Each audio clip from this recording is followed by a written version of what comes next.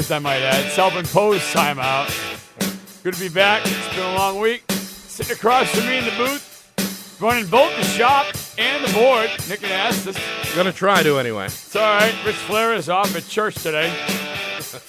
Taking care of his sins and confession. Live here in downtown Nashua at the Jim Censabella Sports Show live, ESPN Radio, ESPN New Hampshire. Lots going on, man. Lots going on. We got a lot to get to. We'll get to it today at 3:30 at Tim McCarthy of WOR will join us, the Mets pregame host. But, I mean, look at the sports that have just gone on. We had NASCAR yesterday. Brad Keselowski wins that race up in NASCAR in Loudon. That was a big deal. You had the World Cup, Germany, and extra time wins. We'll get to some of those clips. Red Sox playing ping pong, as usual. A 9.5 game out right now.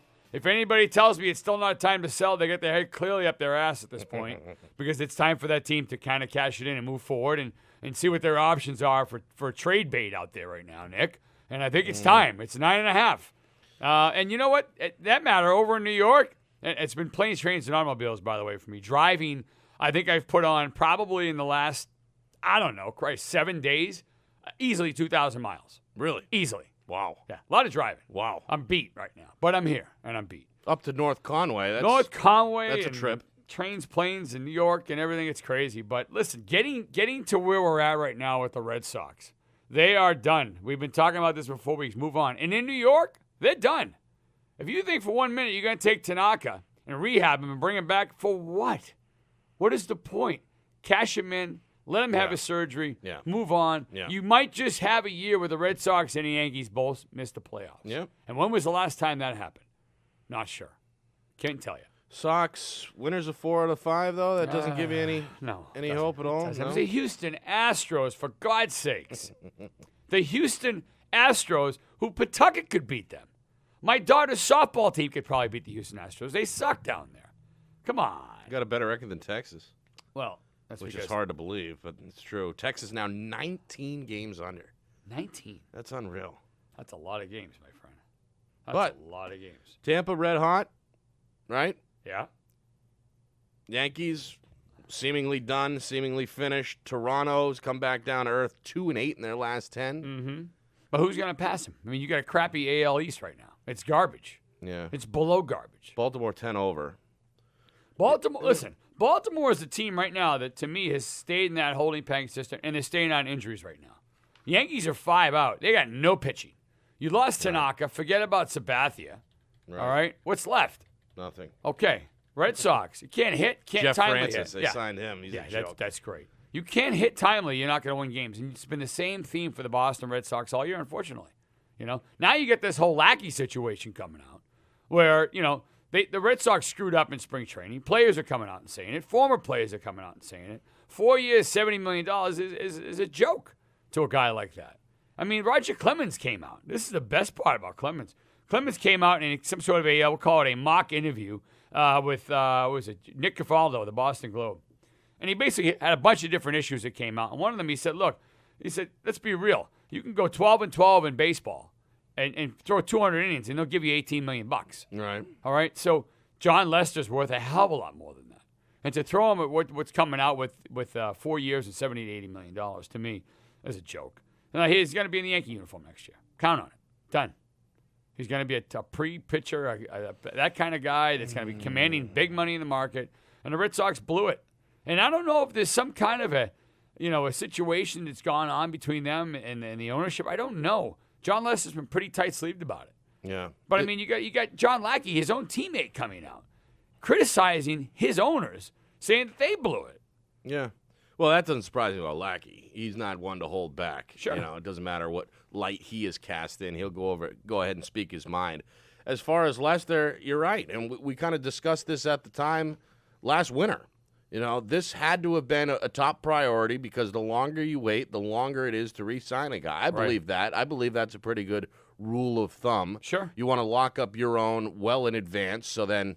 Especially a guy that's been your ace for the last 3 or 4 years. And you want to cut off the bidding war before it even starts. Okay? Well, the bidding war is on now, right. Jack. So now they're a little further down the road, and every day that goes by, I mean, we're not going to get a decision one way or the other until after the season. How old is John Lester? Right? He is 30 and a half years old. So let's go by longevity in Major League Baseball. He's got a good 7 years left in him. All right? 7 good, solid years left. 6 to 7, Sure. yeah. You figure 37 years old is a cutoff. That's probably the very end of the line. Yeah, you start taking steroids and you can be like Clemens pitching. But just sake for argument right now. I think at this level, he's got 2 to 3 years left. At the level this he's level, at. in his prime. Which commands some top dollar. We right? Yeah. Okay. This is his prime right now. So even at the next 2 to 3 years after that, so to tail off a 7-year deal, let's say, if he's average at best, he's still worth $10 million a year. If you looked around in Major League Baseball, pitching is at a premium when it comes to paying these guys. Yeah, but that's good pitching for $10 mil. But no, not really. I don't know about 35-year-old journeyman pitching if you're going to choke up $10 million. How old's John Lackey? 35 and change. Okay. Closer to 36. He's signed for what, another 2 years? Closer to 36 than 35. I mean, the longevity part is the money's going to go up, right? Because money always goes up in MLB. Salaries go up, money go up. $10 million is not far-fetched 5 years from now for an average pitcher that's going to go out and shoot 500. All right. Okay? So my thought would be at that point, if he took a 7-year deal, he's going to command some big money. But teams don't really care about the last 3 years of a 7-year contract, let's say. They really care about the first 3 or 4 years. And can he jump into a team like the Cubs? Right. Or can he jump to the Red Sox? Can he go to the Yankees? It takes a lot of money in the front years to get the guy. Sure. Okay? If people got the money, they'll spend it. Right. And that's what they want. The back part, that's kind of the player part of the contract. They want that security. They want those extra couple of seasons at the end of whatever length deal we're talking about. But I don't know. I'm in that camp, Jim, a cautious camp, okay? I don't like big deals. I don't like long-term deals because you pay through the nose at the end. And I know the whole argument, it's not my money. Certainly not. But and there's no salary cap, so who cares? Exactly. But I don't know. If I'm the owners, I tend to dance away or at least proceed cautiously when we're talking about a guy on the wrong side of 30 and we're talking about 5, 6, 7 years. That can come back to bite folks at the back end sometimes. Lackey signed for another 2 years, correct? I believe so. Take a look at that. So we signed him 3 years ago. Obviously the injury year, but he's pitching pretty well. Sounds right. Yeah. He got some good. He had an $82.5 million contract. I want to say it was 5 years, $82.5 mil. So he's got probably this year, next year, and then he's done. A guy like that and a guy like Lester, to me, Lester's just been that much better of a ball player for the Red Sox. And between everything he's gone through, he's going to go out in this offseason, and he's going to command big money. And the Red Sox are going to lose out. They could have signed him at the beginning of the year, kept him on board, and it would have been fine. You wouldn't be where you're at today. And now when other former players are coming out, crapping on the Red Sox ownership for letting a guy like this go, but yet some of the deals that they've signed, and again, like you said, you can't guarantee anything. Right. Nobody's going to guarantee anything. It's money's money. That's what it is, and how these players play out in the long run. I mean, the question is, how far are the Red Sox going to stick out their necks when it comes down to basically going head-to-head with the Yankees, right? Because that's what it's going to be. Yankees are going to throw a boatload. Oh, they have to. A boatload. They have to right now. Whether it's at Lester or if it's Price or whoever it is, maybe it's both. That wouldn't surprise me either in the offseason. But take a look at the Yankees right now. Sabathia, 60-day DL, done. Yeah. All right? Ivan Nova's been out for the season since April. All right? Pine Tar Pineda. Perpetually 60-day injured. DL, Yeah. possibly mid-August. Forget about it. Yeah.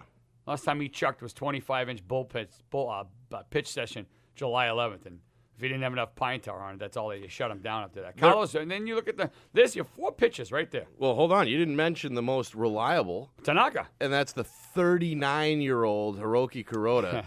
is surprisingly the sturdiest asset you have in that rotation. That's it. And you got to rely on a 39-year-old. Right. Tanaka, DL 15. Forget about it. Partial tear. Why in God's name would you have spent all the money in the world for Joe Girardi to come out this morning saying, we might be able to work this out with him and then have off-season injury? No. Right. No. Right. Shut him down. Right. What the hell's the point? You want to fully tear it? Okay.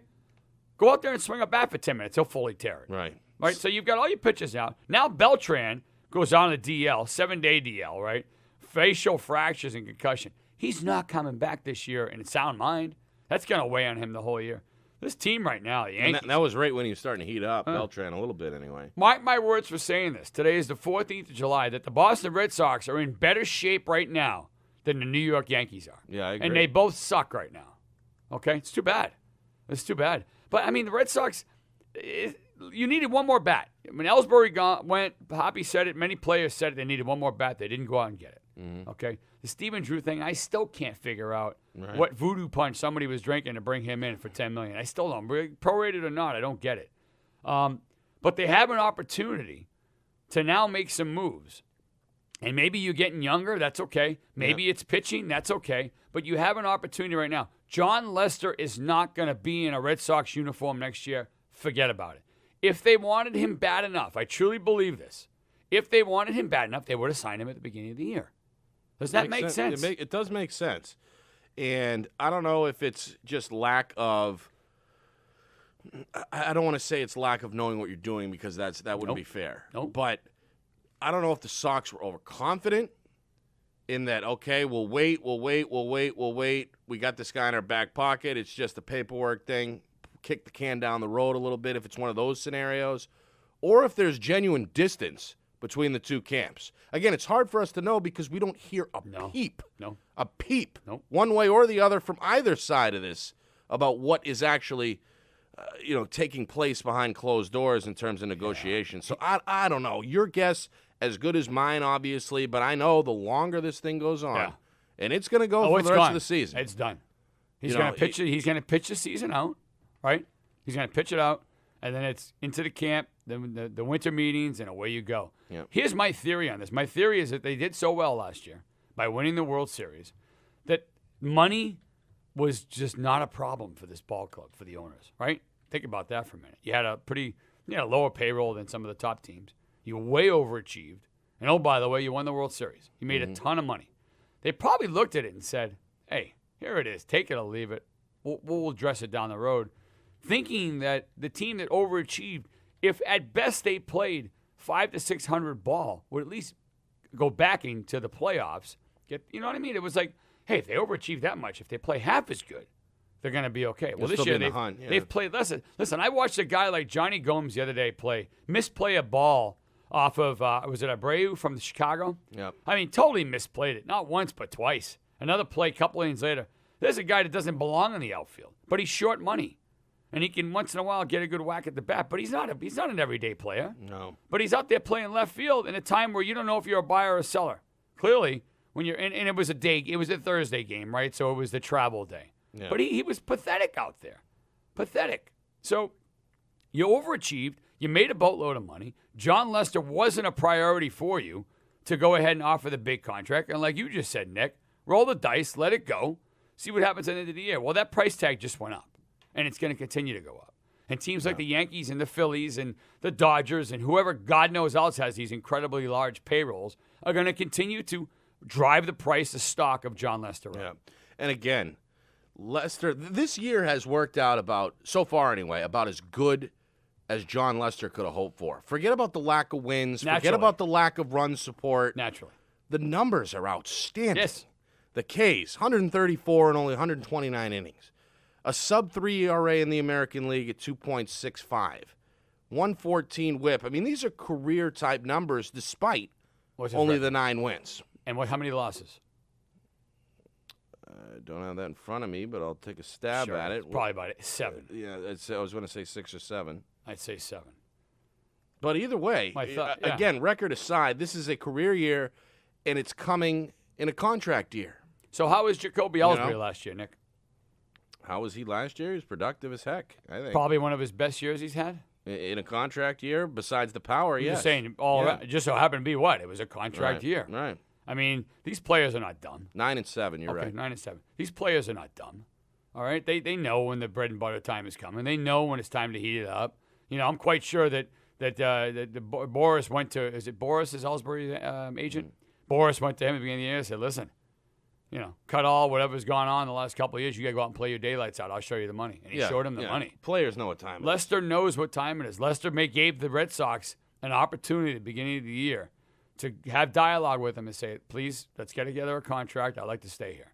And the Red Sox called his bluff and gave him some chicken-ass offer. And he didn't take it. Now, for 4 years, was it 4 years, $70 million? Is that about right? $17.5 million a year? something like that. Is that chicken money? No. No, that's about right, in my opinion. I think you're absolutely right, too. You know? I think you're absolutely half of this thing, though, is keeping him away from the Yankees, is the other half of it, Good right? luck with that. I mean, if you're going to lose the guy, you don't want to lose into the division. You don't want to lose into a rival. And you know the Yankees have been licking their wounds, so to speak, licking their chops, trying to get Lester. I don't know. This is a big mistake, in my opinion. Yes, you don't want to overspend. Yes, you don't want to make the contract too long. But at the same time, there's no salary cap. This guy has been a rock that the Sox can lean on in the playoffs. His postseason numbers are very sparkling, so to speak. And he's won 2 World Series here. That's got to earn him some kind of a hometown discount, or at least some good feelings, right? This kind of puts it in perspective. If you looked at the top pitchers this year, baseball starting pitchers, yearly salary, okay? Yeah. At the top is Zach Greinke at $26 million a year. Yeah. Next is Cliff Lee, I don't even know if he's pitching right now. He's been hurt. Cole Hamels, 23. Sabathia, injured the last couple of years, garbage, 23. Okay? Felix King Hernandez, 22. Tanaka, 22. Kane, 20. Verlander, 20. Adam Wright, Wainwright, 19. I'm trying to get down to where John Lester was offered. It was about 17.5 for 4 years. Sound about right? 4 years, $70 million. And Wainwright's making 19? Yeah. Josh Beckett's making $17 million. Who's having a surprisingly good year. Tim Lincecum, another guy, $17 million, having a good year. Yeah, that's a head scratcher there. So Lackey's sitting at $15.9. Were the Red Sox off by offering 4 years and $70 million? Your opinion? I said it was a chicken deal compared to what pound for pound stats, longevity every year, time and time again. It's close. There's a few names on there. Obviously, the CC and Lincecum, but a few other guys there who have underperformed for that money. Cliff Lee.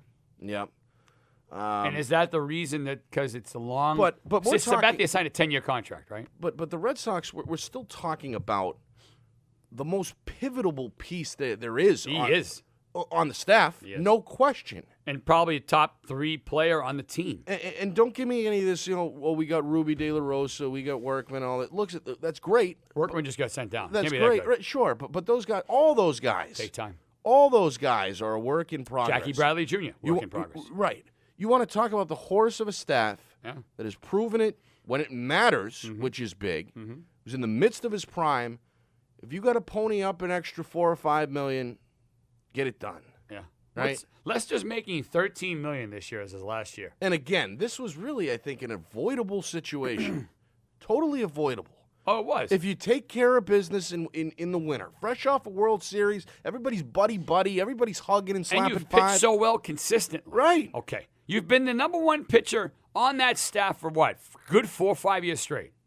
Yeah. Numero uno, consistent, putting out the same numbers, ho-hum, very quiet, everything going along like you should be, right? Kind of player you want on your team being your number 1 stud. When you look at the beginning of the year and you looked above him, and at 24, Ryan Dempster was signed for $13.2 million. Right. Above him, Jake Peavy was signed, who's another guy that, by the way, pitches for the Sox, at $14.5 million. That was a bad deal from the White Sox. And then the number 2 guy, John Lackey, number 2 guy, almost $16 million on your team. And the Red Sox have what he believes is the gall to offer you $17.5 a year. You think that's a slap in the face? I don't know. I could see how he's looking at it like that, sure. Listen, 20 for 5 years. Do it. Done deal. Would you? I'd do it tomorrow. Lackey should do it. $20 million at 5 years, done. Yeah. That would get it done right now. But I think he's going to, if he's smart. Well, what else he holds out for that. Do you think there's the more Yankees money? Will top that. Yeah, I definitely do. You think the Yankees offer him more than that? I do. I think we're talking about 5-110, 6-124. Somewhat. I'm not saying that's what he's worth, but I could see those numbers reaching those heights if 2 teams with big purses are vying for his services. It would drive the price up. We're going to dive more into these contracts, and I want to get to the LeBron. I got you some texts here about wanting to talk about LeBron and everything. But when is a player that's in control of his own destiny going to start asking for ownership of a professional team that they play for? We'll come right back. 603-883-9900. It's the Jim Censabella Show. Text us on the Mayhem Monday hotline at 503-52. We'll come right back to you. Go to espnnhradio.com. Check out our new website. Fantastic, the Shizzle Slick Rick. Jim Censabella Show. We'll be right back. Lease examples for 36 months with 12,000 miles a year, $29.99 cash or trade equity down. Administration, tax, title, and destination charges are not included. Must qualify for all Kia incentives. All Kia rebates to dealers. See dealer for details. KBB says it best. Kia is the best value brand for 2014. During the Bonneville Kia Summer Sales Event, crossover and enjoy the sun in your new 2015 Kia Sorento LX for just $169 a month. Get performance and style in your new 2014 Kia Optima LX for just $135 a month. Get more smiles to the gallon with your all-new 2014 Kia Soul for just $119 a month. All new Kias come with America's best warranty, 10-year, 100,000-mile limited powertrain warranty. Kia, the power to surprise. Kia is the 2014 Kelley Blue Book Brand Image Award winner for Best Value Brand. Test drive any new Kia and be entered to win $1,000 in cash. No purchase necessary. Plus, get New Hampshire's lowest Kia prices at Bonneville and Son Kia. Guaranteed. Take exit 9S, that's S for savings, off I-93 in Manchester. 4 generations, one passion, believe in Bonneville. KiaNH.com. The Nashua Silver Knights offer the best baseball experience in all of New Hampshire. The tickets are cheap, there's plenty of food and drink available, and the kids absolutely love it.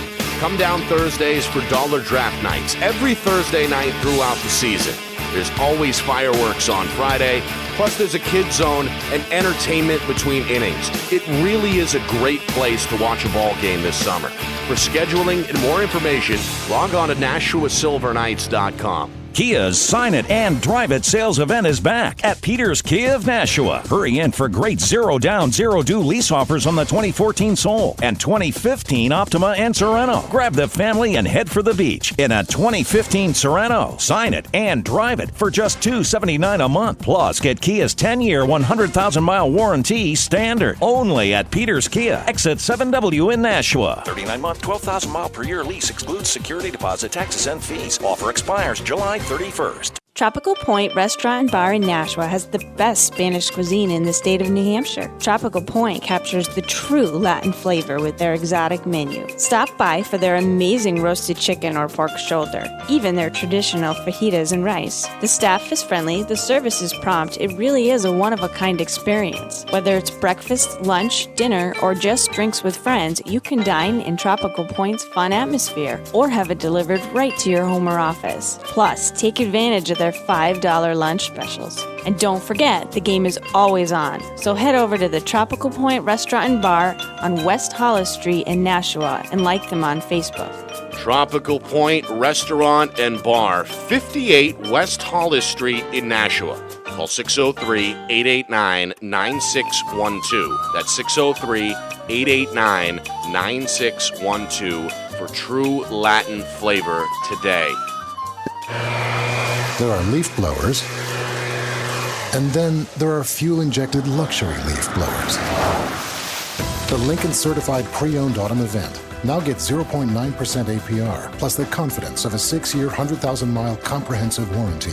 Lincoln Certified Pre-Owned. Luxurious by any standards. Certified by ours. APR varies by term. Not all buyers will qualify for Lincoln Automotive Financial Services Limited Term Financing. Take delivery from dealer stock by 9/30/13. See dealer for limited warranty and complete details.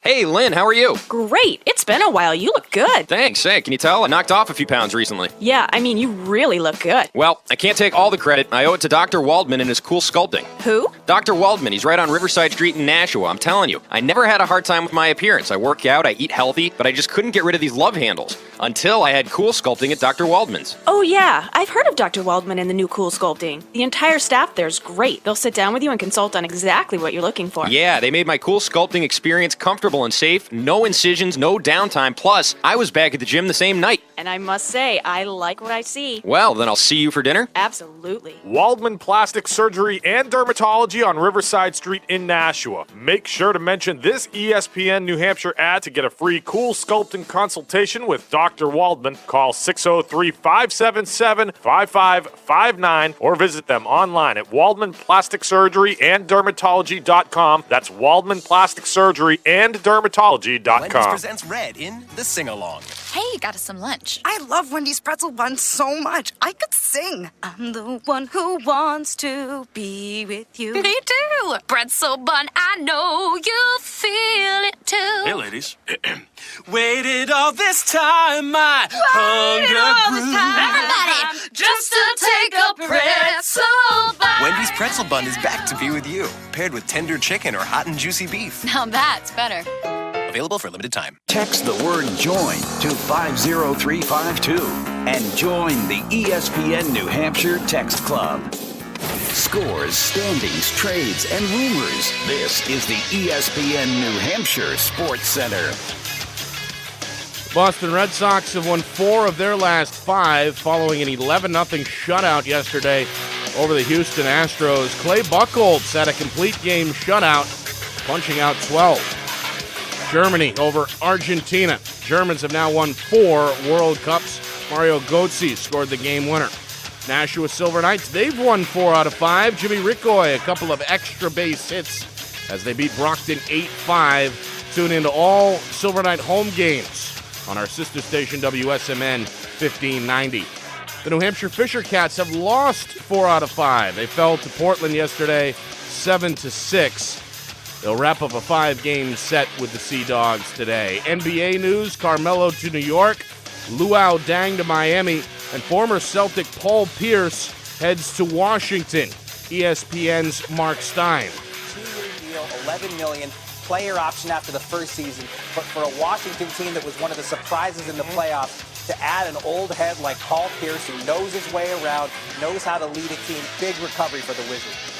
Brad Keselowski wins up in Loudon, the big NASCAR race yesterday. I'm Nick Anastas. This Sports Center brought to you by the Hanover Street Shop House, the official steakhouse of ESPN New Hampshire.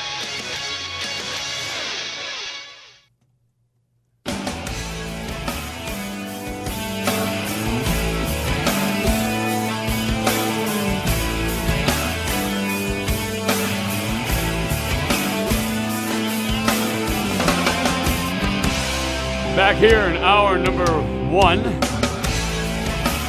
Jim Censabella Show live downtown Nashua. It's a balmy 110 degrees outside. It's hot.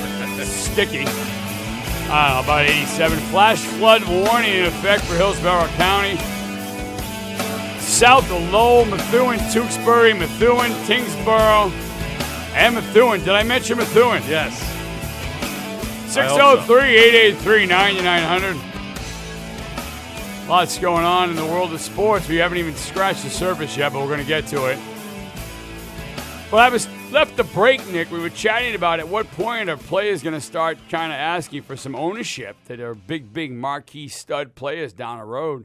You look at a deal that happened years ago that fell apart due to an agent, Alan Eagleson, who was a big agent back in the 60s and 70s in hockey, who ended up being an ultimate scumbag. What was his name? Alan Eagleson. There's a book about this guy. He ended up going to court, and players sued him, and he ended up doing some jail time in Canada, but he was pretty well connected. He's the one that started the hockey, what they call Canada Cup, which was a big deal back then, and he was just a money-making machine. But he was Bobby Orr's agent at the time, and they were going through contract negotiations, and in the contract, the Boston Bruins offered him, Bobby Orr, 10% ownership of the team along with the salary and everything.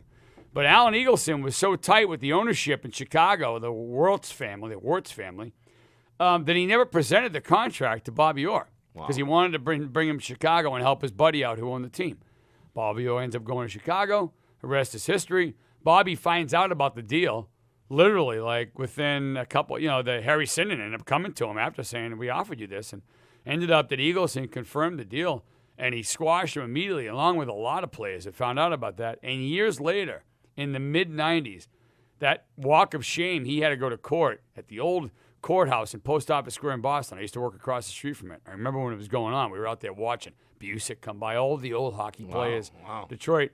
They sued him. End of the day, he ended up not getting too damaged. He spent a little time in jail, but he was out living off his accounts in the Caribbean, I'm sure, and in Switzerland. But my point is why aren't some of these players, there's LeBron James right there, perfect example. Why would he not go to the owner of the Cleveland Cavaliers now and say, hey, listen, I want 10% ownership. And for that, I'll take back less salary so we can really make a competitive team. Now, I'm not sure if that's allowed anymore in the player with the whole the bargaining agreement. Right. Maybe we can have to Marky Mark over there, look up to see if players. That's an out-of-the-box idea, though. I do like that. Yeah. I mean, it would make sense because it would free up cap room. Sure. I mean, look, a LeBron James guy is going to go down as one of the top 5 players in the history of basketball. Let's face it. The problem is the owners collectively wouldn't have that. Well, the owners wouldn't collectively, but a guy like because all it takes is one domino for that to fall. What's right? it do? Well, it's the same thing. It's the same thing that they allowed the Heat to do. The owners were allowed to do with the players. They let the players go ahead and make their own decision. Based on but it's not costing them money. If 29 owners say no way, but Cleveland says yes way, we're going to give LeBron 10%. Well, then now they're scared because, Carmelo's going to want 10% out of my pockets. Or Dirk Nowitzki might want 10% out of my pockets. Depends on the player. I mean, you got to be at that level. Depends on the player, but right now, there could be a player born today. Who's the only player you that think could right be now? the next superstar 20 years from now and demand a portion of the ownership. So I think of the players, right, in the last 5 years, Nick, in the NBA, besides LeBron James, who else would you say would have that elite status that if there was ever a time to offer that, who would it be? Yeah, probably Durant and Paul. Kobe Bryant. Oh, yeah, absolutely. Okay. All right. And Just saying, it's probably a good 5 to 6 players. That's about right. That's about it. Yeah. Okay. So those guys are going to be around a good 10, 12 years. I mean, there's ways to do it. I mean, my point being is if at some point, these players are still making their own decisions. Like, LeBron, they're all in the waiting game, right? LeBron goes to Cleveland. Carmelo's going to stay with the Knicks, right? You got Dwayne Wade who's going to re-sign down there because Bosh signs. They pick up Dang, who used to be with Cleveland. So just watching this play out, the owners are, for the owner of the Cleveland Cavaliers to finally pull that letter off that he wrote about LeBron James when LeBron James left, basically chastised him, ran him out of town with a letter that was posted in every newspaper across the country. And in my opinion, embarrassed himself. Embarrassed himself for doing it. It was like, Mommy, Daddy, I can get my way and me kick my feet. Right. A little spoiled little brat, rich kid, who, by the way, is a billionaire, whose offices are in Detroit. Right. He owns something like 100,000 square feet. And LeBron didn't know him a thing.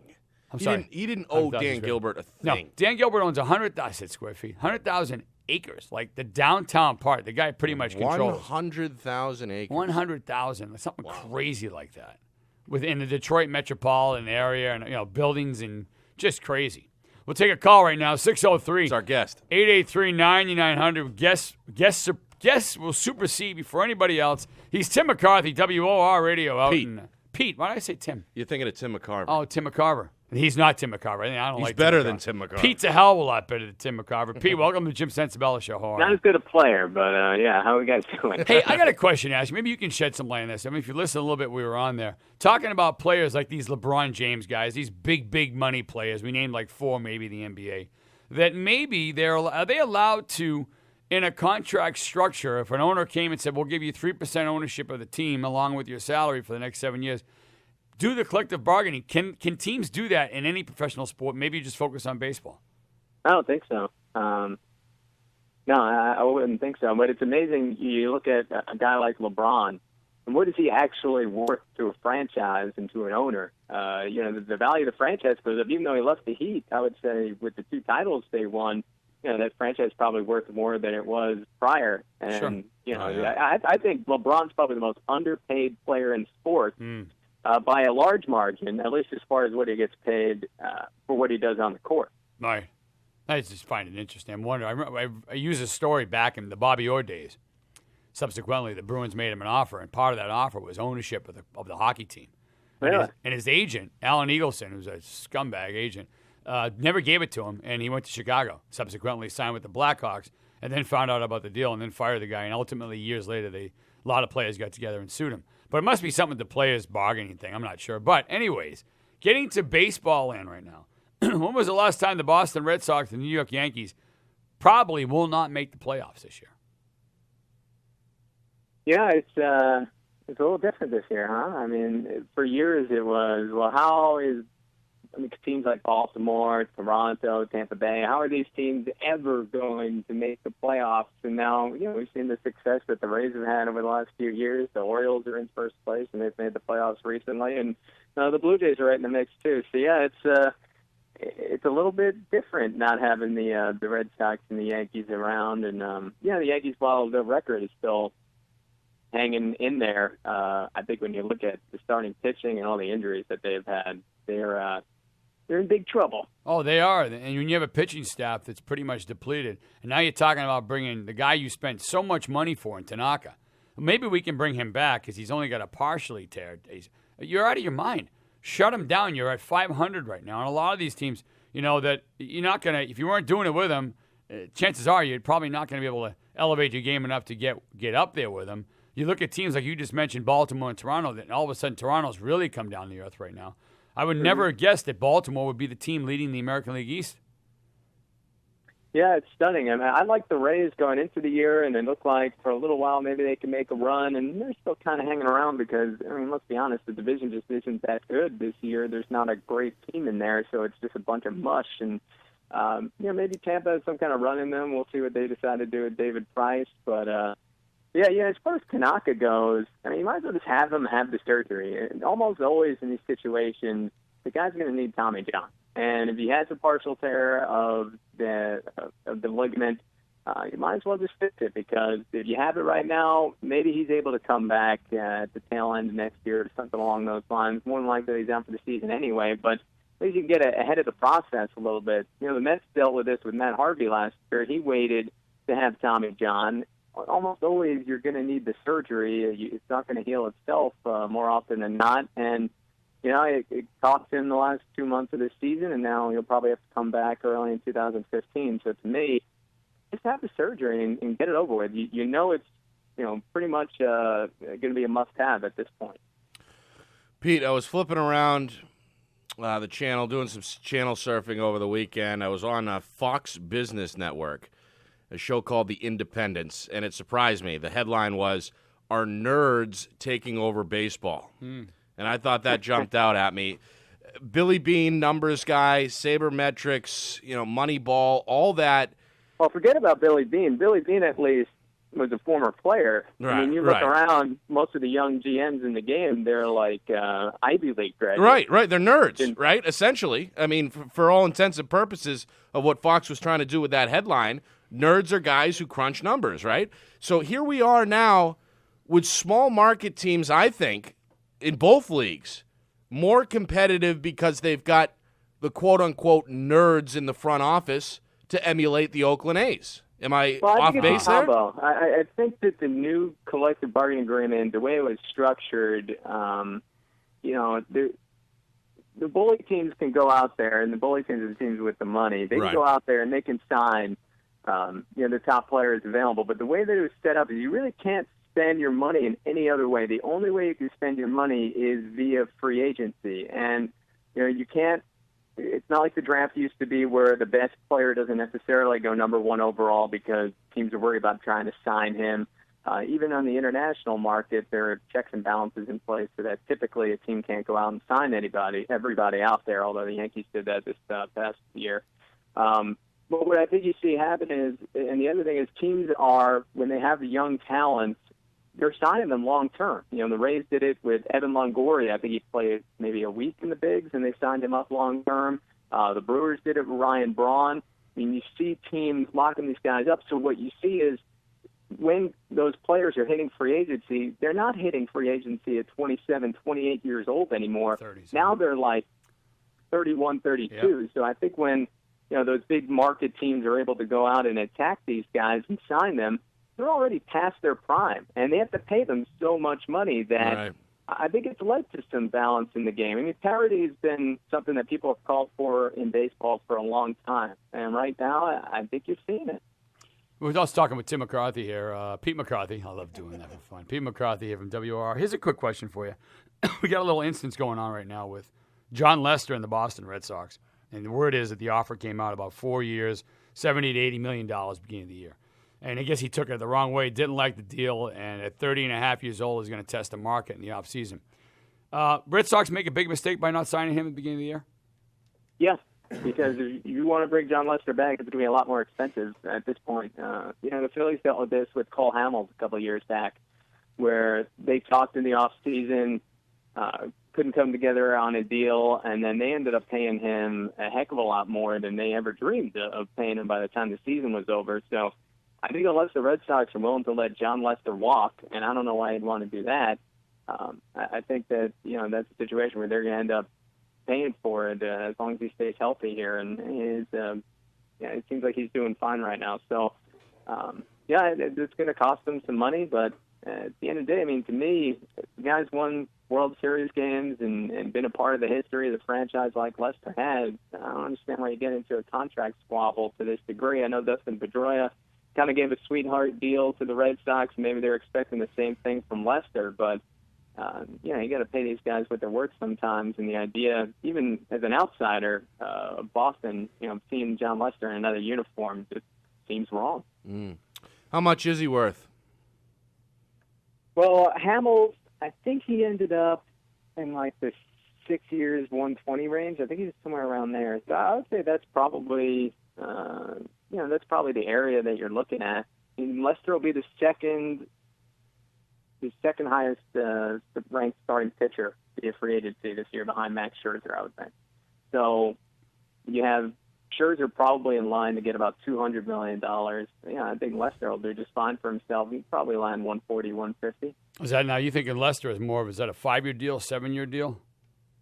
Probably 6. Yeah. A little more than $20 million per year. I think that's about where things are at. I mean, guys get paid. That's one thing that you see. Those top guys in the market, at least, nobody cares about the draft picks. They're doing just fine. You saw a lot of money tossed around last offseason. Teams have it with the national TV deal, with MLB.com, with all the money that's in the game right now. There's plenty of money to be spent. I think Lester will do just fine on the free agent market if he makes it that far. Why do you suppose, that theory I have is the Boston Red Sox coming off of an incredible season, obviously way overachieving with the roster that they had, and now leading into it. Why do you think? Is there something behind the scenes we don't know about? Is there some bad blood between John Lester and the ownership, or did they just want to roll the dice to see where their money can be spent better off in the offseason?